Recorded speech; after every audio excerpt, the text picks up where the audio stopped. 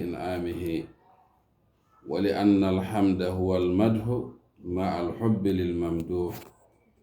وقوله الرحمن الرحيم فيه الرجاء فالمؤمن يرجو رحمة الله ويطمع في نيله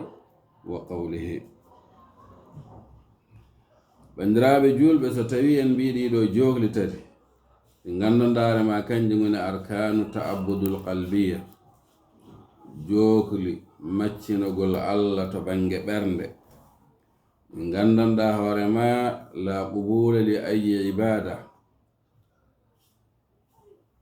jaɓogol alana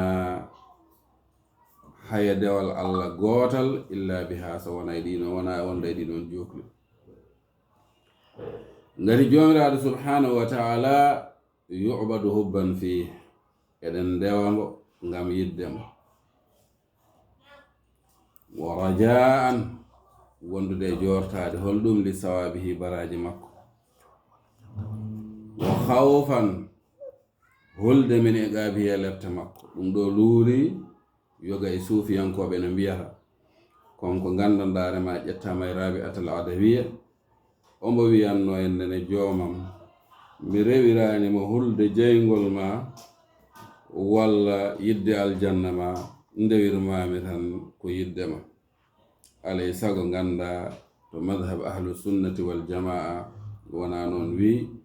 ko jomiraɗo subhanahu wa ta'ala yu'badu hubban fi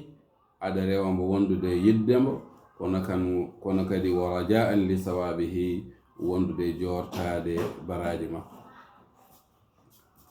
wa khawfan min iqabihi hulde kadi lefte Allah subhanahu wa ta'ala ngati wa qad jama Allah subhanahu wa ta'ala jomiraɗo rendini bayna hadhihi al-arkani salasa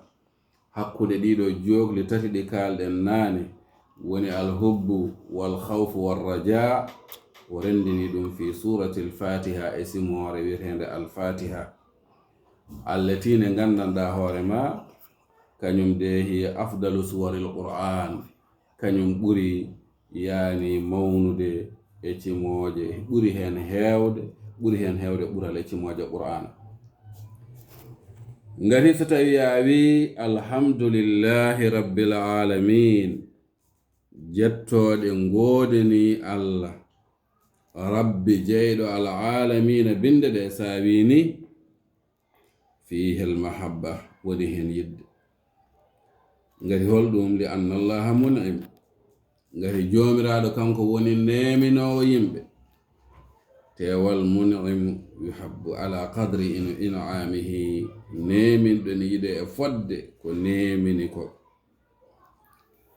noonne kadi jettoɗe ko wiyete ko alhamdu wal madhu ɗum woni mantude ma a hubbi wondude yidde lil mamduhi o mo gandanɗa hoore ma ko mantaɗo konngol jomiraɗo subhanahu wa ta'ala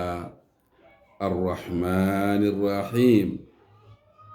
joom yurmede huftodinde julɓe hefereɓe fof arrahim joom yurmede herrinde julɓe tan to lahara ɗum ɗo fihi woni hen arraja njort woni hen arraja jortade woni ko kalnoɗen nane ko en nen